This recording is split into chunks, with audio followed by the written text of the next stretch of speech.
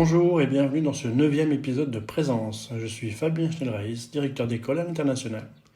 Dans l'épisode précédent, nous avons parlé d'accompagnement pédagogique, comment observer, conseiller et soutenir les enseignants au quotidien dans la confiance et la coopération. Aujourd'hui, je voudrais élargir cette réflexion et aborder ce qui en est le prolongement naturel, le management d'équipe. Car diriger une école, ce n'est pas seulement organiser, planifier ou représenter l'institution, c'est aussi et peut-être surtout faire vivre une équipe, lui donner un cap, une cohérence et un climat de travail propice à la confiance. C'est trouver ce juste équilibre entre exigence et bienveillance, entre cadre et liberté, entre la diversité des parcours et l'unité du projet.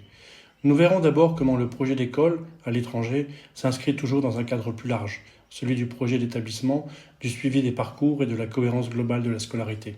Nous parlerons ensuite de la confiance, comment elle se construit, comment elle s'entretient, et pourquoi elle repose sur la présence, l'écoute et le soutien du directeur.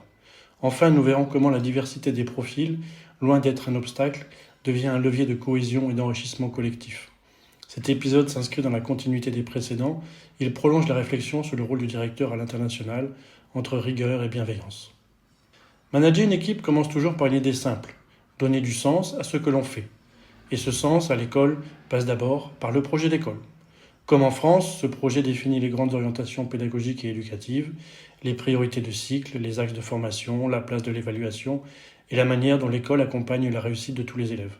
C'est le cadre commun qui relie les enseignants entre eux, quelle que soit leur expérience, leur ancienneté ou leur origine professionnelle. Il donne une direction, un langage partagé, une cohérence dans les choix quotidiens. Mais à l'étranger, le projet d'école ne vit jamais isolé. Il s'inscrit dans un ensemble beaucoup plus large, le projet d'établissement qui couvre toute la scolarité de la maternelle à la terminale. C'est une différence majeure avec la France. Nous travaillons dans des structures intégrées où le primaire, le collège et le lycée partagent un même espace, une même culture et une même gouvernance. Cela change profondément la manière de concevoir le travail d'équipe. Le projet d'école doit s'articuler directement avec celui du secondaire. Les priorités, les dispositifs et les projets menés au primaire doivent entrer en résonance avec la vision globale de l'établissement. Les liens entre cycles sont donc permanents. Un travail sur la lecture en cycle 2 s'inscrit dans la continuité des objectifs de maîtrise de la langue au collège. Une réflexion sur l'évaluation tient compte des outils utilisés au secondaire. Un projet linguistique s'appuie sur les orientations communes des professeurs d'anglais ou d'arabe de tout l'établissement. Dans certains contextes, cette articulation est encore plus étroite. À Abidjan, par exemple, le projet d'école est totalement intégré au projet d'établissement. Les actions menées par les enseignants s'y inscrivent directement, sans cloisonnement entre les niveaux. Cela demande à chacun de connaître le projet global, d'en comprendre les axes et d'y contribuer pleinement. Et pour assurer cette cohérence dans le temps, beaucoup d'écoles à l'étranger disposent d'un document de suivi des parcours, commun à tous les cycles, de la petite section à la terminale. Ce document donne une vue d'ensemble du cheminement des élèves et permet d'éviter les doublons, tout en assurant une progression harmonieuse des projets.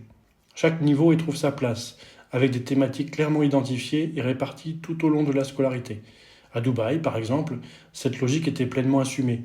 Les élèves de CP participaient chaque année à la réalisation d'un court-métrage, ceux de CE1 travaillaient sur les artistes locaux, les CE2 découvraient le théâtre à travers des créations collectives, les CM1 s'engageaient dans un projet de création musicale, les CM2 réalisaient un voyage scolaire dans le pays d'accueil. Et cette continuité se prolongeait ensuite jusqu'au secondaire, avec en terminale la participation au projet MUN, ces simulations de débats onusiens qui développent l'expression, la culture internationale et l'engagement citoyen. Ce type de suivi donne une véritable cohérence à la scolarité. Il inscrit chaque projet dans une continuité, tout en valorisant la diversité des approches pédagogiques. Les enseignants savent où s'inscrit leur travail, les élèves perçoivent le sens de leur parcours et les familles retrouvent dans cette progression une lisibilité qui renforce la confiance. Ainsi, le projet d'école à l'international n'est pas seulement un cadre de travail pour les enseignants, il devient un maillon d'une chaîne beaucoup plus vaste, celle du projet d'établissement tout entier, au service d'une cohérence durable et d'une vision commune de la réussite. Une équipe ne fonctionne pas seulement grâce à la compétence de chacun, mais grâce à la confiance qui unit ses membres.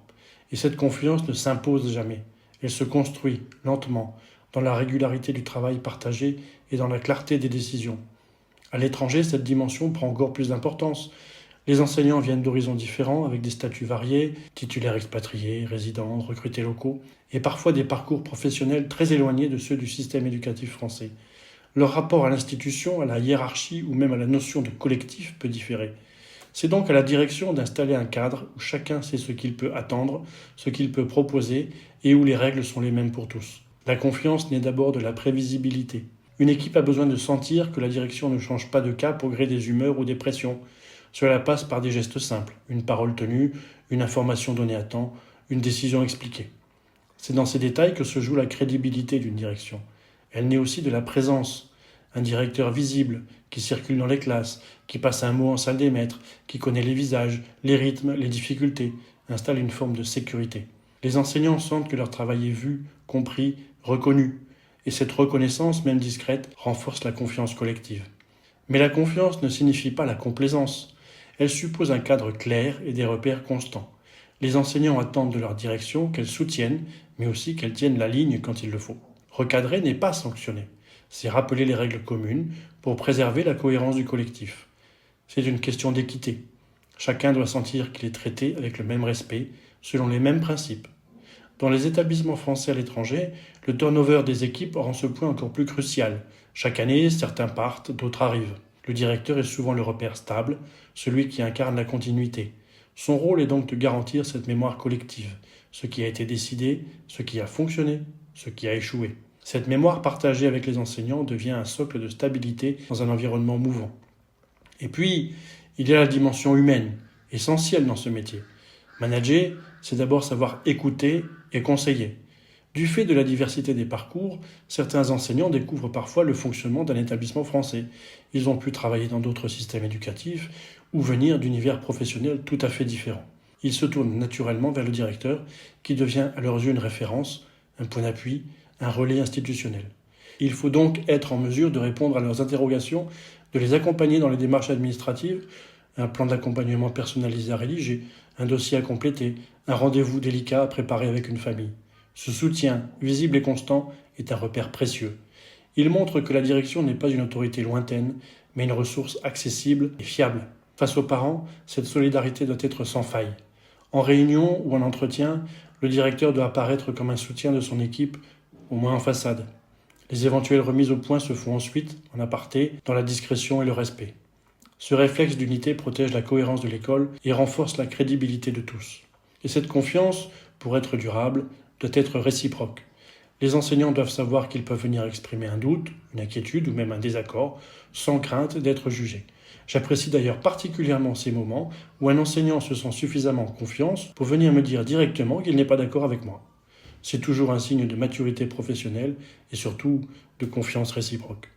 Ainsi, installer la confiance, c'est construire un environnement prévisible, juste et humain. C'est permettre à chacun de travailler dans la sérénité avec la conviction que sa direction agit avec constance, équité et respect. C'est dans ce climat-là que naissent la cohésion, la motivation et le plaisir de travailler ensemble.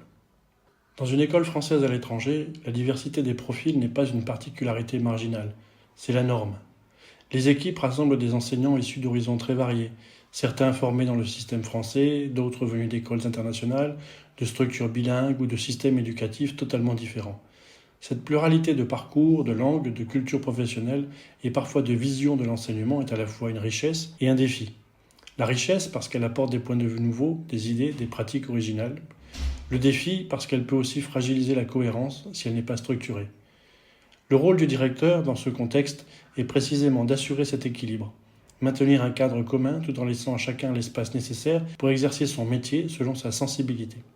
Le cadre commun, c'est celui des programmes français, des progressions, des outils et des exigences de communication. Ce socle garantit la cohérence entre les classes, la continuité des apprentissages et la lisibilité du parcours pour les familles. Mais à l'intérieur de ce cadre, la liberté pédagogique reste entière. Chaque enseignant doit pouvoir choisir ses approches, ses supports, ses démarches, dès lors qu'ils s'inscrivent dans les objectifs communs. C'est cette articulation subtile, cadre solide, liberté encadrée, qui donne à l'équipe sa cohérence sans la priver de créativité. Cette diversité est aussi un formidable levier de formation mutuelle. Les conseils de cycle, les temps de concertation ou les journées pédagogiques deviennent alors des espaces de dialogue où les enseignants confrontent leurs pratiques, comparent leurs approches, partagent leurs réussites et leurs doutes. Un enseignant nouvellement arrivé découvre les usages de l'école et y apporte en retour ses propres références. Ce brassage est l'un des moteurs les plus puissants de l'évolution professionnelle. Mais cette richesse ne produit ses effets que si la direction veille à maintenir un climat d'ouverture. Il faut que chacun se sente légitime pour parler, proposer, interroger. Une équipe qui se tait n'est pas une équipe apaisée, c'est une équipe qui s'éteint. La parole professionnelle doit pouvoir circuler librement, sans peur du jugement, avec l'assurance que le débat d'idées est non seulement possible, mais souhaité. La diversité se vit aussi dans les attentes des familles et des élèves. Dans la plupart des écoles françaises à l'étranger, les parents viennent d'horizons très variés eux aussi. Le directeur a donc un rôle de médiateur culturel, garant d'une cohérence pédagogique, malgré des attentes parfois contrastées. Pour cela, il doit pouvoir s'appuyer sur une équipe unie, consciente de ce qu'elle incarne collectivement. Une école française ouverte sur le monde, où la rigueur du cadre s'allie à la richesse des approches. C'est dans cette alchimie entre diversité et cohérence que se construit la véritable culture d'établissement. Une culture où l'on apprend des autres sans perdre son cap, où la différence n'est pas perçue comme une menace, mais comme une ressource. Et c'est sans doute l'un des plus beaux aspects du métier de directeur à l'international. Voir une équipe multiple devenir peu à peu un collectif soudé, animé par une même exigence et un même sens du service éducatif. Manager une équipe, c'est avant tout tenir ensemble 3 exigences. Donner du sens, construire la confiance et faire de la diversité une force. Donner du sens, c'est rappeler en permanence pourquoi on fait les choses et comment chaque action s'inscrit dans une vision d'ensemble. Construire la confiance, c'est être constant, prévisible, juste et attentif aux personnes. Et faire de la diversité une force, c'est savoir accueillir les différences tout en maintenant la cohérence du collectif. Ce travail est exigeant, souvent discret, mais il est au cœur de la réussite d'un établissement. Une école progresse quand ses équipes se sentent écoutées, reconnues et soutenues. Elles avancent alors non par obligation, mais par adhésion, conscientes de participer à un projet qui a du sens. C'est sans doute cela la clé du management à l'international. Un équilibre entre rigueur et humanité, entre cadre et écoute, entre ambition collective et respect de chacun. Quand ces 3 dimensions se rejoignent, l'équipe devient un véritable moteur, solide, cohérente, capable d'initiative et de continuité. Dans le prochain épisode, j'ouvrirai un format un peu différent. L'épisode 10 sera consacré à vos questions d'auditeurs. Vous pourrez y retrouver des réponses aux interrogations que vous m'avez adressées, sur les sujets déjà abordés ou sur ceux que vous souhaitez approfondir. Si vous souhaitez y participer, vous pouvez m'envoyer vos questions avant le 25 novembre. Merci d'avoir écouté Présence.